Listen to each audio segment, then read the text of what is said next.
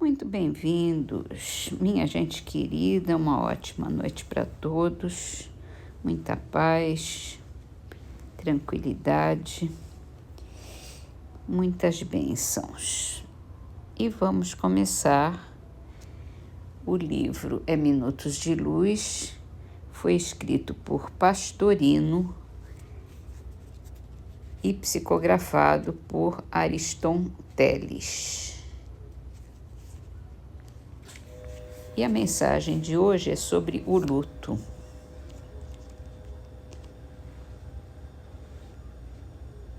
Se você foi atingido pela surpresa de ter um ente querido tragado pela morte, reúna suas forças e procure encarar o fato com a possível serenidade.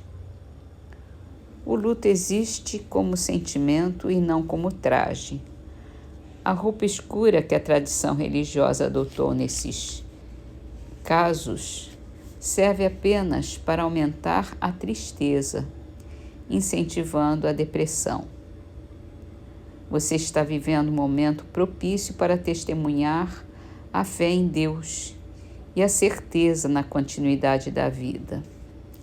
O sofrimento iluminado pela resignação e pela prece transforma-se em força e claridade para todos. Morrer é se transferir para o além, onde a misericórdia divina prossegue, propiciando oportunidades de reabilitação e progresso.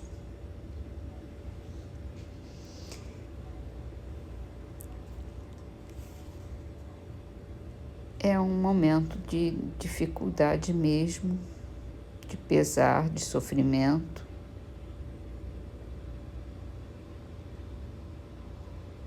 Que tem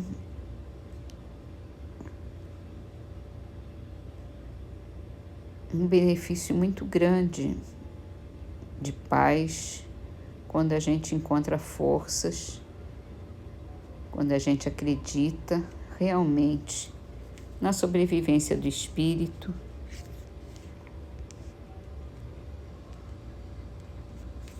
e acredita em Deus, que é o mais importante.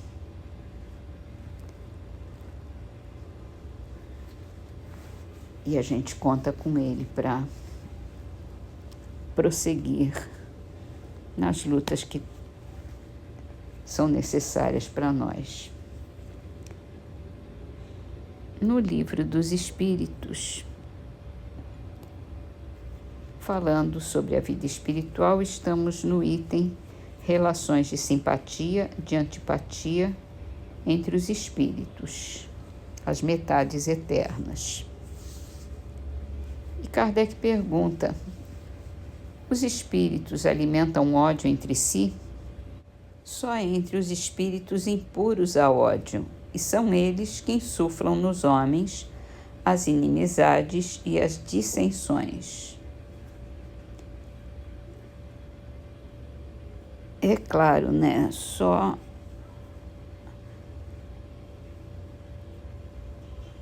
a ignorância alimenta o ódio. E os espíritos mais imperfeitos, mais ignorantes, acabam se comprazendo em disseminar ódio, assim como os encarnados, né? A gente está falando de desencarnado, mas entre os encarnados é a mesma coisa.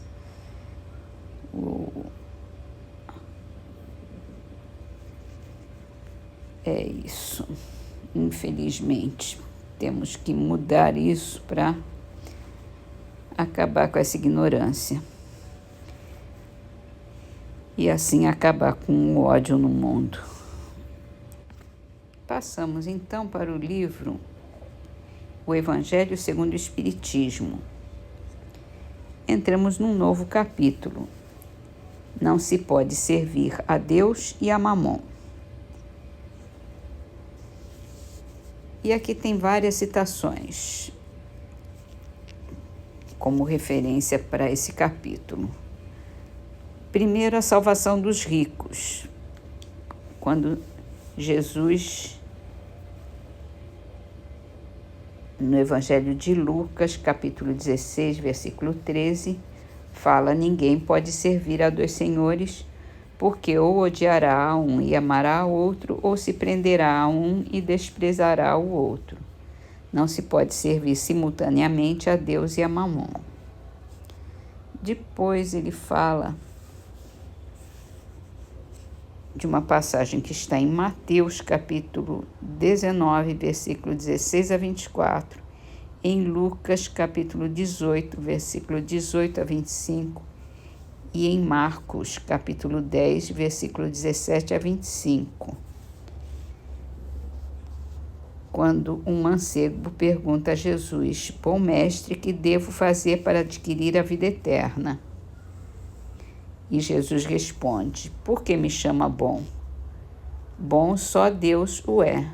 Se quer entrar na vida, guarda os mandamentos. Não matarás, não cometerás adultério, não furtarás, não darás testemunho falso. Honra teu pai e a tua mãe e ama teu próximo como a ti mesmo. E aí o moço diz: tenho guardado todos esses mandamentos desde que cheguei à mocidade. O que ainda falta? E Jesus disse: se quer ser perfeito, vai, vende tudo o que tem, dá aos pobres e terá um tesouro no céu. Depois venha e me siga. E o moço ficou todo tristonho porque tinha muitos haveres.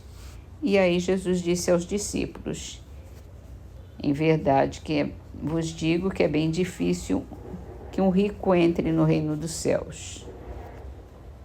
É mais fácil que um camelo passe pelo buraco de uma agulha do que entrar um rico no reino dos céus. Depois, ele se refere à avareza, preservar-se da avareza, e cita no Evangelho de Lucas, capítulo 12, versículo 13 a 21. No meio da turba, um homem lhe disse: mestre, diz a meu irmão que divida comigo a herança que nos tocou. E Jesus disse: ó homem, quem me designou para julgá-lo e para fazer sua partilha? E acrescentou: tenha o cuidado de preservar-se de toda avareza, pois seja qual for a abundância em que o homem se encontre, sua vida não depende dos bens que ele possua.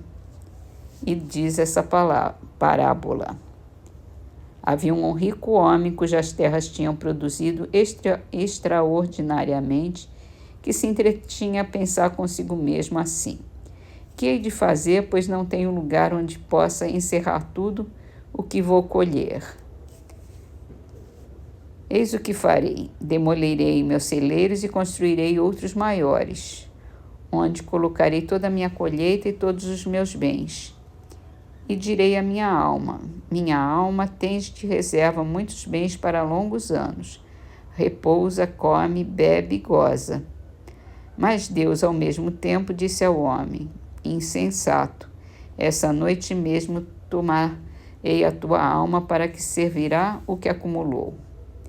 É o que acontece àquele que acumula tesouros para si próprio e que não é rico diante de Deus. Depois tem a passagem de Jesus em casa de Zaqueu. Zaqueu é o chefe dos publicanos, muito rico, que queria ver Jesus, queria conhecer Jesus e não conseguia por causa da multidão.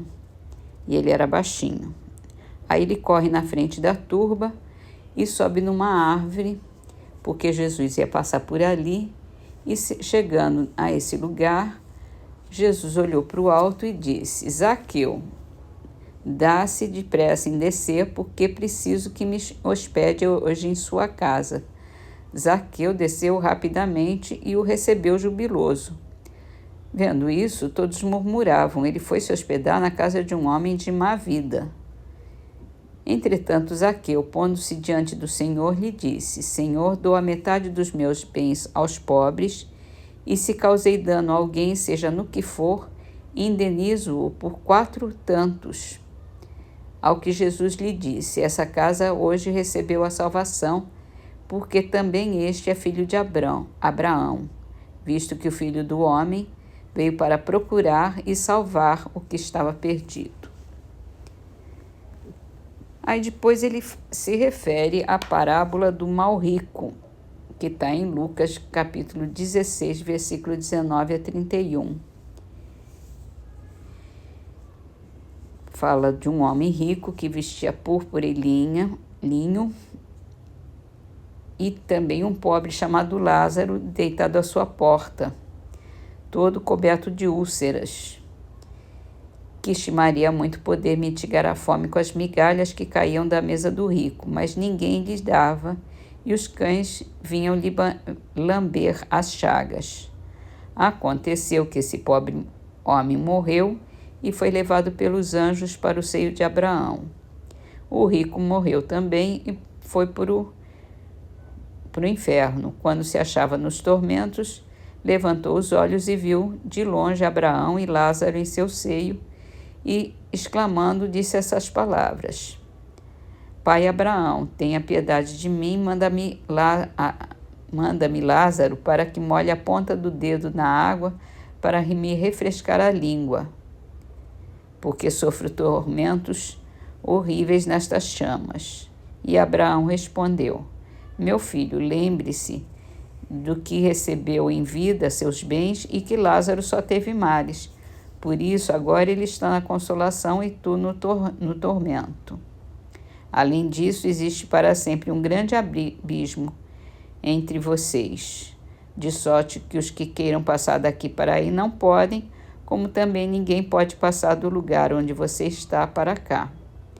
E o rico disse: Então eu te suplico, pai Abraão, que o mande à casa de meu pai, onde tenho 5 irmãos, para dar testemunho dessas coisas, a fim de que não venham também eles para este lugar de tormento.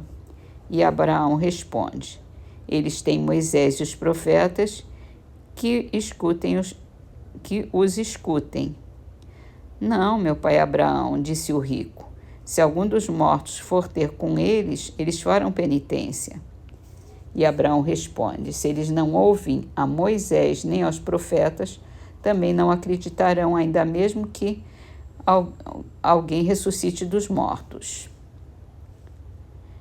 Depois eles ainda têm a referência à parábola dos talentos, que está em Mateus capítulo 25, versículo 14 a 30.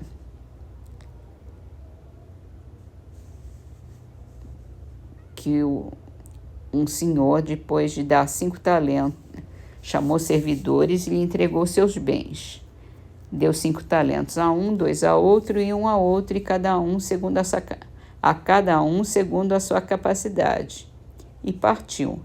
Então, o que recebeu 5 talentos, negociou com o dinheiro e ganhou mais 5. O que recebeu 2, do mesmo modo, ganhou mais 2. Mas o que apenas recebeu 1, cavou um buraco na terra e escondeu o dinheiro de seu amo. Passado longo tempo, o senhor volta e ele chama eles às contas. Aí veio o que recebeu 5 talentos e lhe apresentou os outros 5. Senhor, entregou-me 5 talentos, aqui estão, além desses, mais 5 que ganhei. E o Senhor responde: servidor bom e fiel, porque foste fiel em pouca coisa, confiarei muitas outras a você. Compartilhe da alegria de seu Senhor. O que recebeu 2 apresentou-se a seu turno e disse: Senhor, me entregou 2 talentos, aqui estão, além desses 2 outros que ganhei. E ele responde: bom e fiel servidor, foi fiel em pouca coisa, confiarei em muitas outras. Compartilha da alegria de seu senhor. Em seguida veio o que recebeu apenas 1 talento e disse: Senhor, como és homem severo, que ceifa onde não semeou e colhe onde nada pôs, eu, com medo, escondi seu talento na terra. Aqui o tem. Restitua o que te pertence. E o homem responde: servidor mau e preguiçoso, se sabia que ceifo onde não semeei e que colho onde nada pus, devia pôr o meu dinheiro na mão dos banqueiros, a fim de que, regressando, eu retirasse com juros o que me pertence. Então tirem-lhe o talento que está com ele e deem ao que tem 10, pois se dará a todos os que já têm, e esses ficarão acumulados de bens. Quanto àquele que nada tem, tirar-se-lhe-á mesmo o que pareça ter, e seja esse servidor inútil lançado nas trevas. E amanhã a gente começa a ler os comentários.